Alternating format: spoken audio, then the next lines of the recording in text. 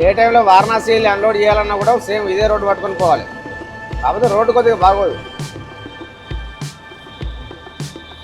So ఆ బండి అయితే ఆపేసిళ్ళు. ఏందో మరి ఇబ్బంది.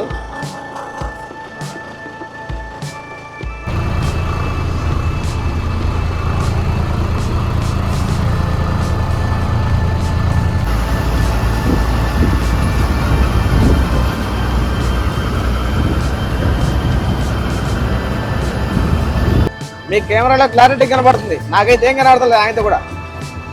మీకు తెలుసా, చాలామంది అంటూ ఉంటారు ఈ పసుపు లైట్లు వేసుకుంటే బాగొస్తుంది అని చెప్పేసి అని. పసుపు లైట్లు ఎమ్మ డేంజరు. ఒకసారి లెడ్ లైట్లు వేస్తా చూడు ఎట్లా వస్తుందో ఫోకస్. ఇగో ఇది మామూలుగా మనకు వచ్చే బండి లైట్లు. ఇగో లెడ్ లైట్లు వేసిన తర్వాత సో మొత్తానికి అయితే వచ్చేసినాం మార్కెట్లోకి. బండి కూడా ఈ పక్కన పెట్టేసిన ఖాళీ, ఎవరికి ఇబ్బంది లేకుండా.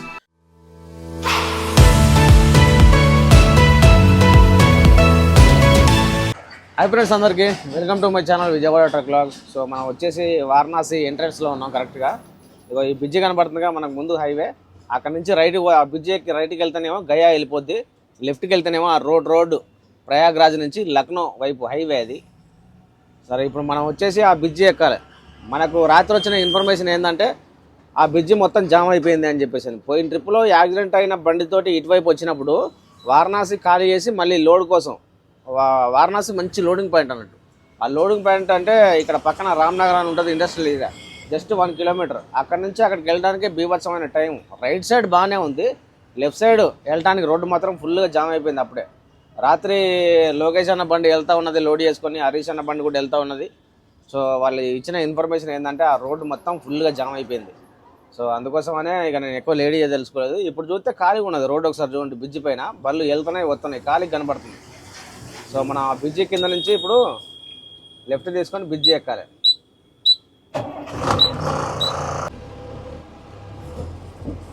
ఈ నుంచి కరెక్ట్గా 200 కిలోమీటర్ ఉంటుంది గోరఖ్పూర్. లెక్క అయితే ఇవాళ పొద్దున early morning no entry time 6 అయిపోతుంది కదా. మనం 5 చేరుకోవాల్సిన టైం అది, కానీ కుదరలా. ఈ జామ్ ఉన్నదని చెప్పేసి అని ఆల్రెడీ అక్కడ మనకు జామ్ తగులుతూ ఉన్నది. ఎందుకంటే ప్రయాగ్రాజ్ వెళ్ళే ప్రతి ఒక్క బండి మనకు రేవా దాటేదాకా రోడ్ అంతా జర్నీ అంతా ఏం సాగాల. నిన్న ఇబ్బందిగానే ఉన్నది.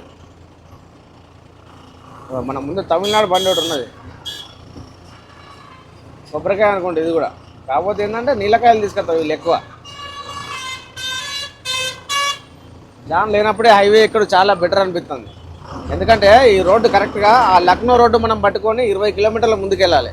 20 కిలోమీటర్ల ముందుకెళ్ళిన తర్వాత మనకు గోరఖ్పూర్ రోడ్ వస్తుంది. ఆ గోరఖ్పూర్ రోడ్డు పట్టుకొని ఎనీ టైం ఎప్పుడు వెళ్ళినా పర్లేదు మనం. ఇక ఇది రోడ్డు.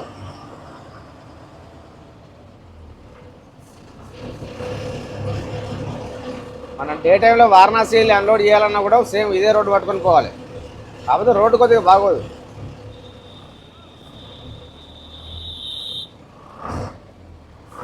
చూడు రోడ్డు ఎట్లుందా, ఇదే రోడ్డు. ఇవి టిప్పర్లు ఎక్కువ.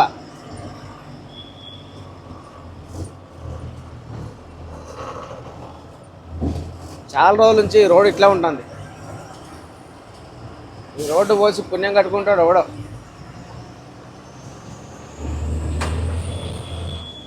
చూడు దుమ్ము ఎట్లా లేస్తుందో. మన వెనకాల కూడా సేమ్ గట్లే వేస్తూ ఉంటుంది దుమ్ము. ఆ వెనకాల వచ్చే బైక్ వాళ్ళు కానీ ఆటో వాళ్ళు కానీ ఇబ్బందులు పడుతూ ఉంటారు.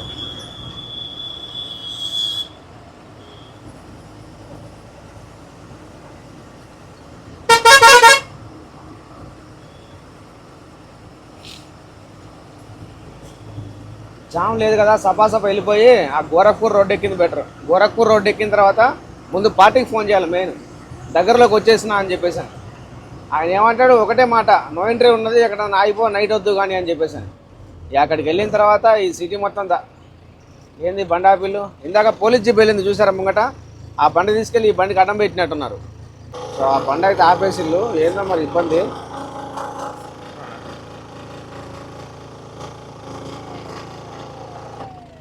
పోలీస్ వెహికల్ కాగితాలు, బిల్స్, లైసెన్స్ అవన్నీ అడుగుతున్నట్టున్నాడు. మరి ఏంటో ఇబ్బంది అది.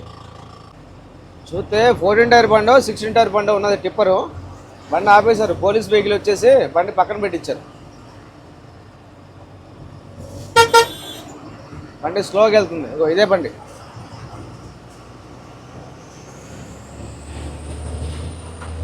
పోలీస్ వెహికల్ కూడా పక్కనే ఉంది.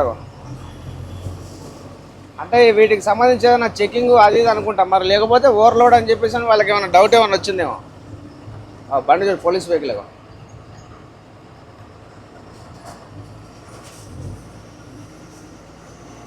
సో ప్రస్తుతానికి అయితే జామీన్ లేదు మనకి, బాగానే ఉంది.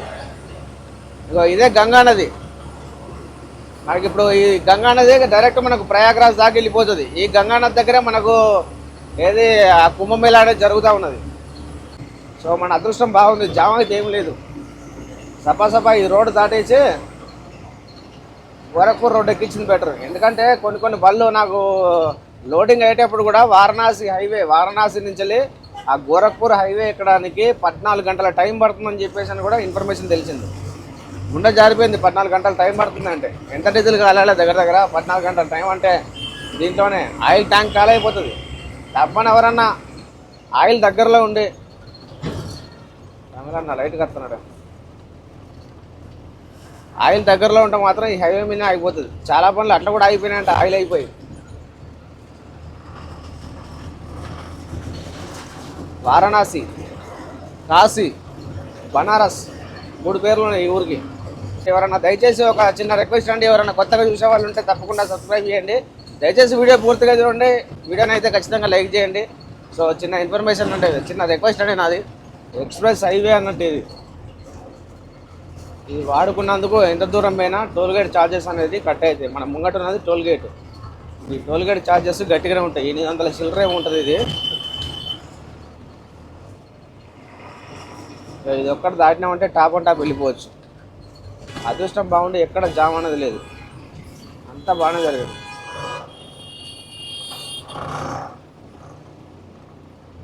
కారు అన్న గెటు పోవాలో అర్థమైతే లేదు.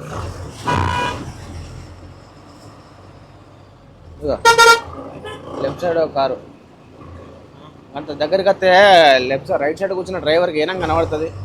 అంత ఆగము ఎందుకు వచ్చే? బండి వెనక బండి ఆడ బోర్డు మీద పెద్ద అక్షరాలతో పెట్టే ఉంటుంది, లైన్ మీద పోవాలి అని చెప్పేసి. ఈ మాత్రం లేదు వీళ్ళకి. చూస్తే చదువుకున్న వాళ్ళకి కనబడతారు. కొంచెం కూడా మరీ ఘోరం. వాళ్ళకంటే మేము బెటర్, లైన్ టు లైన్ పోతాం.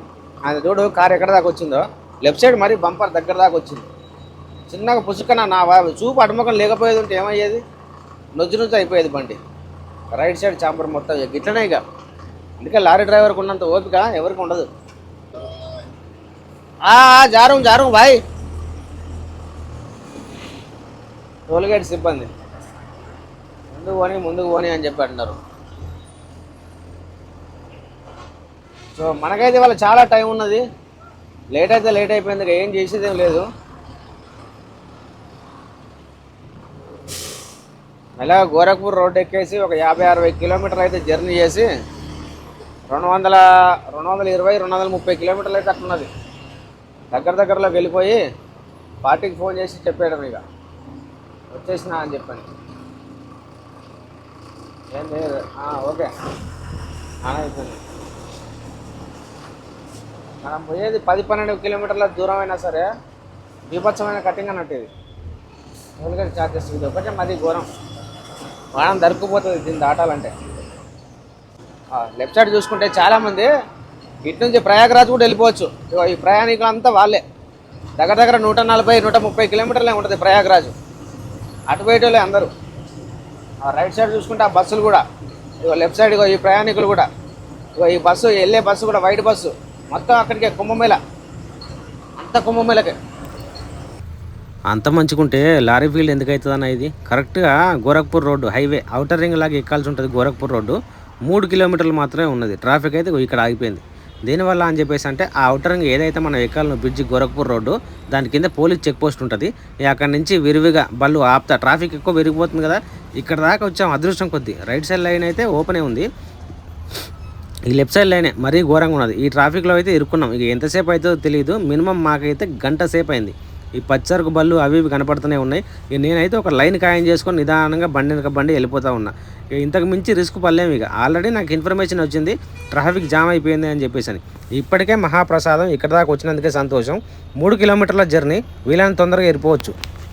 ఇంకా మన బండ్లో అయితే వంట ప్రోగ్రామ్ కూడా ఏం మొదలు పెట్టుకోలేదు. గోరఖ్పూర్ రోడ్డు దాటిన తర్వాత ఒక 5-10 కిలోమీటర్లు అక్కడ వారణాసి బైపాస్ ఎయిర్పోర్ట్ వెళ్ళే రోడ్డు కూడా కలిసిద్ది. ఆ రోడ్డు దాటిన తర్వాత అయితే మన వంట ప్రోగ్రామ్ అయితే మొదలు పెట్టుకోవాలి. చాలా టైం ఉంది. గోరఖ్పూర్ అనేది నో ఎంట్రీ. నైట్ 10 తర్వాత అయితే ఎంటర్ అవ్వాలి మనం.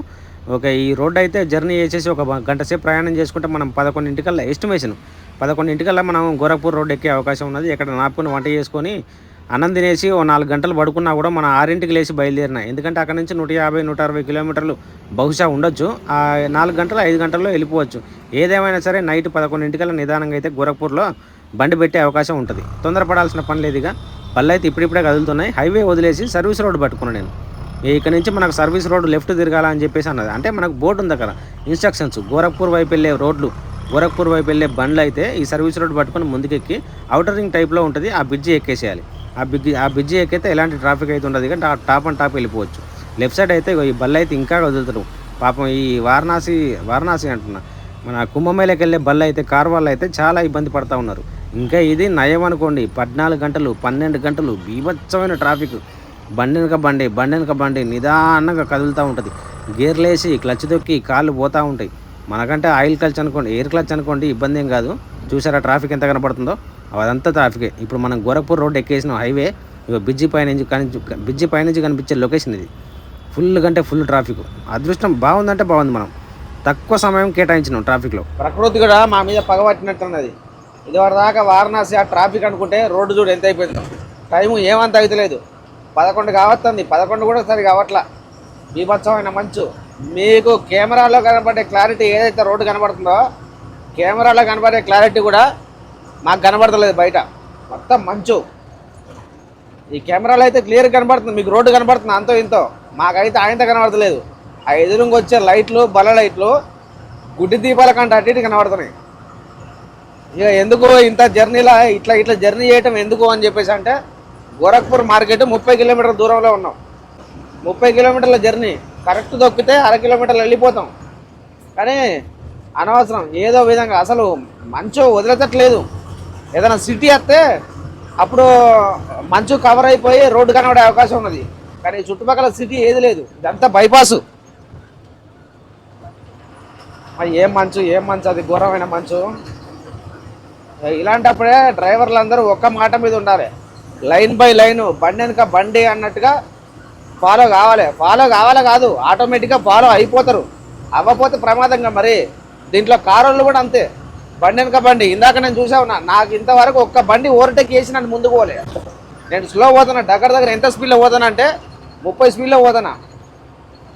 ఇక ఇప్పుడు వచ్చింది ఒక బండి, కారు. ఇక దీని వెనకాల వస్తాయి రైన్గా. ఎందుకంటే ఒకదాన్ని వెళ్తున్న పట్టుకొని దాన్ని వెళ్ళిపోవచ్చు అని చెప్పాను.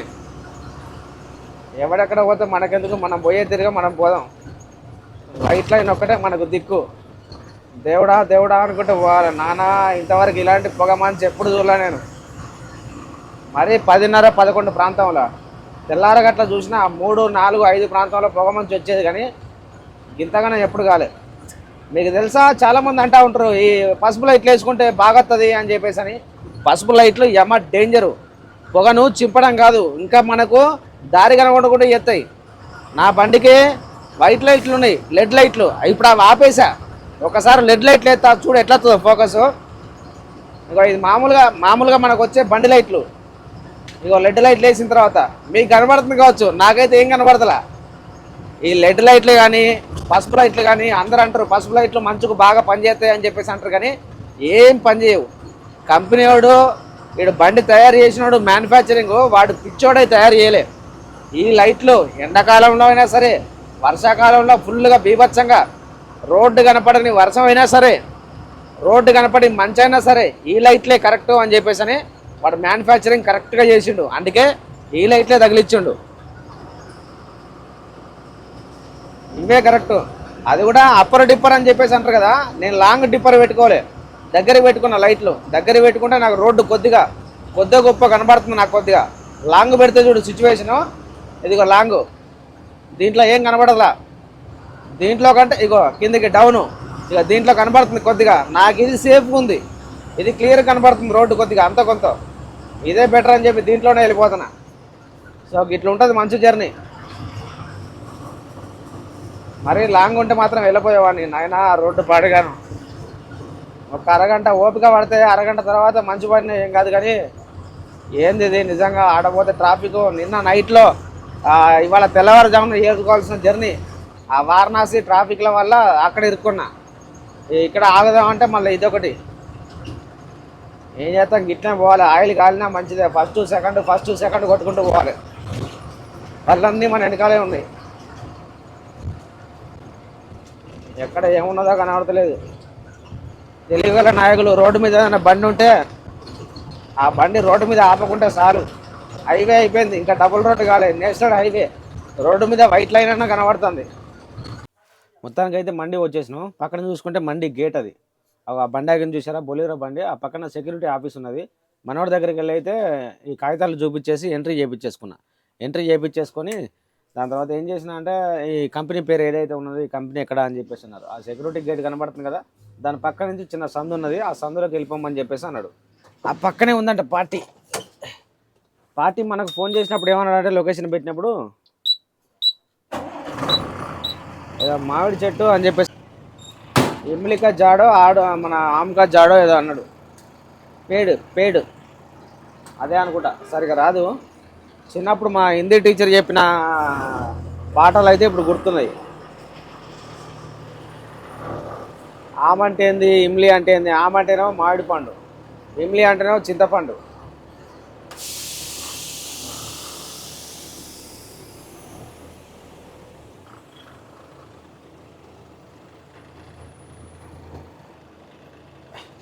हो गया एंट्री हो गया,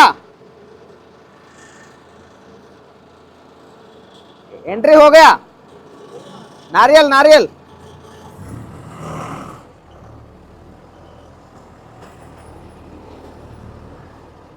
సెక్యూరిటీ అన్న బాగా జాగ్రత్తలు చెప్తాడు. బండి పాయింట్లో పెట్టినావా, డోరు లాగేసుకొని పడుకోండి, ఎవరు వచ్చి డోర్ కొట్టినా డోర్ తీయద్దు, కాగితాలు వేరే వాళ్ళకి మాత్రం ఇవ్వద్దు అని చెప్పి అంటున్నాడు. వాటి కనపడుతుంది.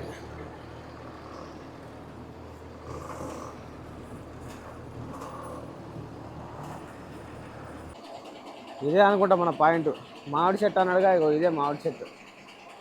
ఇవన్నీ షాపులు, ఇక్కడే అన్లోడ్ అయిద్దాం. ఎడబెట్టాలని అంత రోతున్నది అంత. మరి అక్కడ ఆడబెట్టాలి, కానీ ఈ బండి కొద్దిగా ఎటు కాకుండా పెట్టిండు. ఈ బండి వెనకాల బండి పెడదామంటే టర్నింగ్ అయిపోయింది. బండి కట్ అయితే కట్ కావు.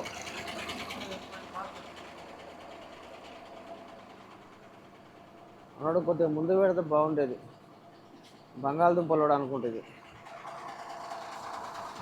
ముందు పెట్టుకుందామా అంటే ముందు అక్కడ ఖాళీ ఉన్నది, ఇక్కడ ఉన్నది, కానీ అంత ఏదున్నా ఇప్పుడే పెట్టుకోవాలి బండి, కరెక్ట్ ప్లేస్ చూసుకొని. లేదంటే పొద్దున ఈ మార్కెట్లో బండి సందు దొరకదు. సో ఇక్కడ పెట్టుకోవాలి బండి ముందు కరెక్ట్గా ఈ ప్లేస్లో పెట్టుకోవాలి. ఈ ప్లేస్లో పెట్టుకుంటే కదపాల్సిన పని ఉండదు అన్లోడ్ అయిపోయేదాకా. అబ్బా మెడల్ బిగ్ని. సో మొత్తానికి అయితే వచ్చేసినాం మార్కెట్లోకి. బండి కూడా ఈ పక్కన పెట్టేసిన ఖాళీ, ఎవరికి ఇబ్బంది లేకుండా. ఎందుకంటే మార్కెట్ ఇది, రేపు పొద్దున ఫుల్గా రష్ ఉంటుంది. ఎవరికి ఇబ్బంది లేకుండా బండి ఒక పక్కన పెట్టుకున్నామంటే, పార్టీ అయితే ఏం చెప్పినంటే చెట్టు కింద పెట్టమని చెప్పేసాను. ఆ బండి ఏదైతే చూసారా, ఆ బండి కింద పెట్టుకోవాలి. సో పొద్దున మరి ఆ బండి తీపిచ్చినా ముందుగా జరుపుడా, మనకైతే రేపు పొద్దున అన్లోడింగ్ అయితే స్టార్ట్ అవుతుంది. సో ఏరియా వచ్చేసి గోరఖ్పూర్ మండి, మచిలీ మండి, సబ్జీ మండి, ఈ నారియల్ కొబ్బరికాయల మండి అని చెప్పేసి అంటారు. అన్నిటికి సంబంధించి చేపల బల్లి ఏమో తెలుసుకున్నా, ఇందాక మనం కాట పెట్టుకున్నాం కదా, అక్కడ నుంచి లోపలికి వెళ్తే చేపల బల్లి అటు లోపలికి వెళ్ళిపోతాయి. సో చేపల దిగుమతి కూడా ఇక్కడే మార్కెట్. ఇది గోరఖ్పూర్ అనేది మంచి లోడింగ్ పాయింట్. మనకు రేపు పొద్దున ఇక్కడే అన్లోడ్ అయిపోయి నో ఎంట్రీ తర్వాత 10 తర్వాత కానీ 11 తర్వాత కానీ లోడ్ కన్ఫర్మ్ చేసుకుంటే లోడింగ్ పాయింట్లోకి వెళ్ళిపోవాల్సి ఉంటుంది. సో మన పక్కన ఈ పబ్లిక్ బాత్రూమ్స్ ఉన్నట్టున్నాయి ఇక్కడ. పొద్దున దేనికి ఇబ్బంది లేకుండా ఉంటుంది. సో టైం అయితే 12 అవుతుంది, పడుకుందాం ఇక. సో వీడియో అయితే ఇంతటితో కంప్లీట్ చేస్తున్నా. సో నా వీడియో నా కంటెంట్ కనుక మీకు నచ్చినట్టయితే ఒక వీడియోకి ఒక లైక్ చేయండి. ఎవరైనా కొత్తగా చూసే వాళ్ళు ఉంటే తప్పకుండా సబ్స్క్రైబ్ చేసుకోండి. సో ఒక లారీ డ్రైవర్ని సపోర్ట్ చేస్తున్నందుకైతే ప్రతి ఒక్కరికైతే పేరు ధన్యవాదాలు. సో గుడ్ నైట్ అన్న అందరికీ. రేపు పొద్దున అన్లోడింగ్ జరిగే విషయాలు మళ్ళీ అట్లే లోడింగ్ చేసుకుని లోడింగ్ పాయింట్కి వెళ్ళే విషయాలు, ఏం లోడ్ పెడుతున్నా, ఎక్కడికి పెడుతున్నా, మరి ఇక్కడ నుంచి మార్కెట్ సంగతి ఏంది అని చెప్పి రేపు ఇంకో వీడియోలో మాట్లాడుకుందాం. సో గుడ్ నైట్ అండి.